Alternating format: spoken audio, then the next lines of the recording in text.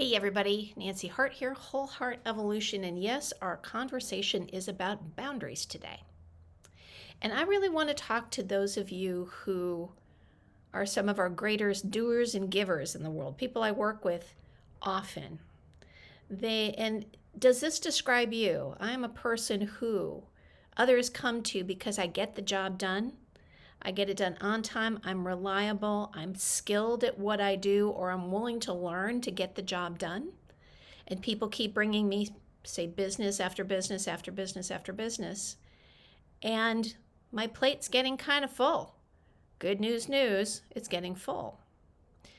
This might also be accompanied by, and highly successful people are often this too, when they come from a heart-centered place, sometimes those hearts are as big as Montana.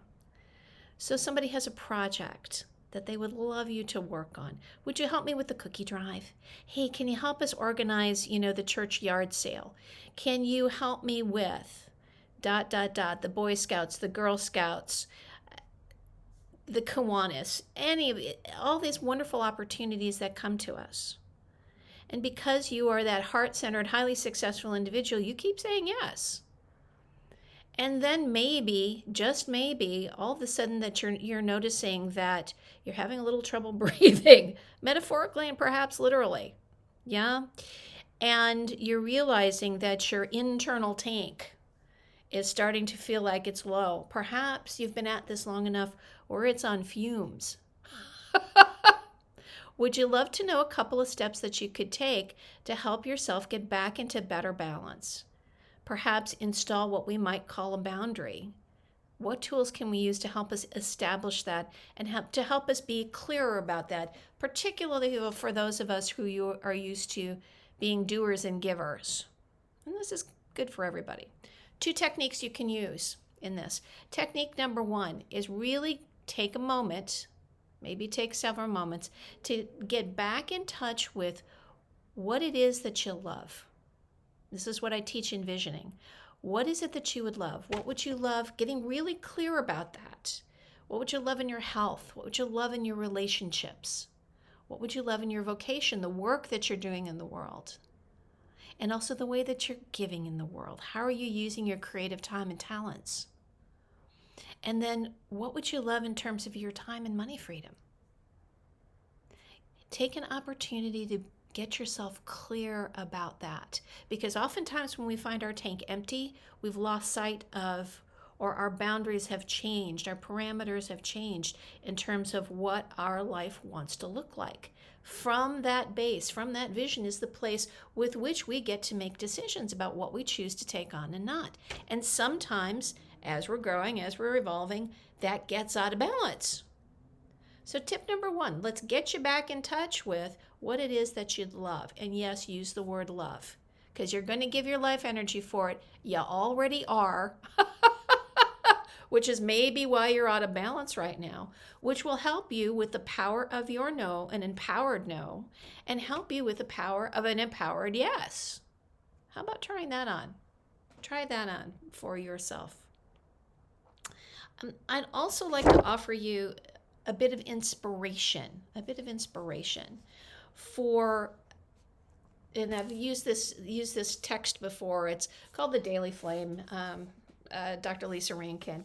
And it's a series of affirmations and plugins for us.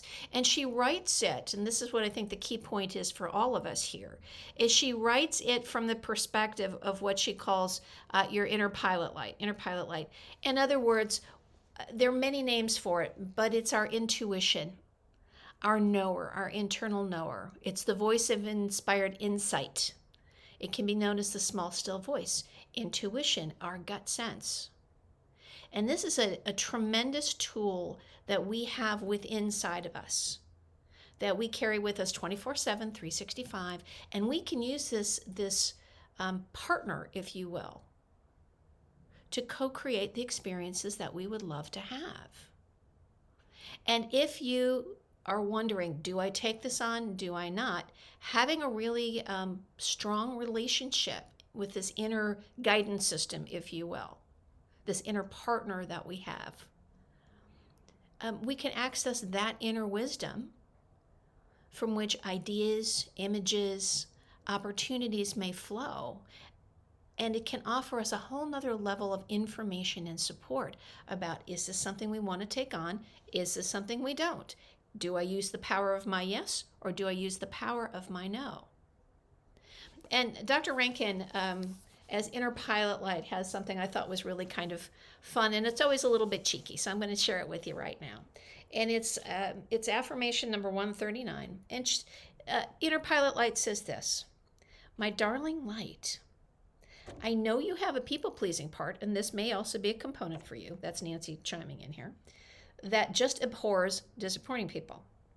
I know you're tempted to do anything to avoid feeling how you feel when someone is displeased with you.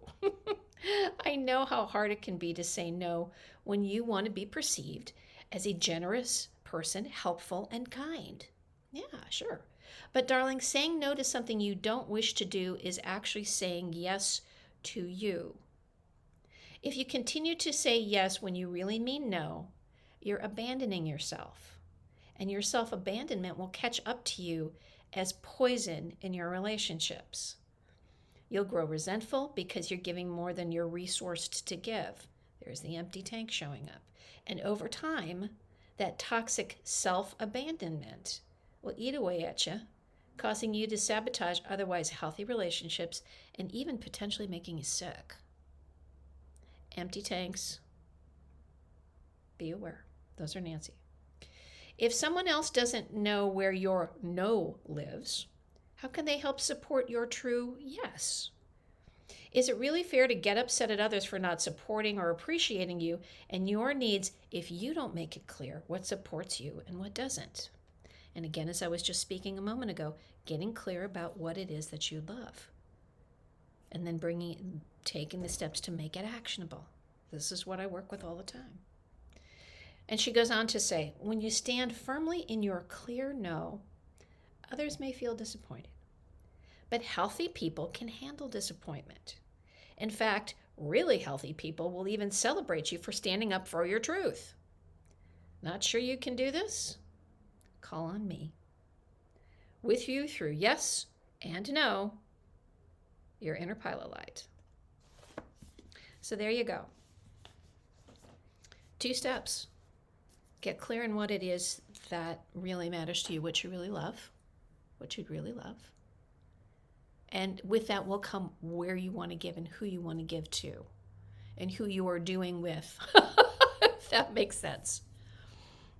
And then activate your relationship. If it's not already developed, I invite you to get to know this inner knower of yours, this voice of inspiration, this voice for truth, this support system that you have on board you by birth. By birth. Get to know it. Develop a relationship with it, much like you develop a relationship with a best friend. Before we had the days of caller ID, you could pick up the phone and you know their voice without them even saying, hey, it's George, hey, it's Nancy, hey, it's.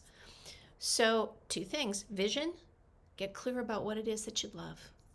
And secondly, let's get you talking to and get yourself connected with your inner knower. And that's going to help you really exercise well your power of yes and your power of no. That's it for this week. Everybody have a great one. I'll see you next week. Any inspirations, any thoughts, any comments? Do chat them. Would love to hear it. Take care, y'all. Bye-bye for now.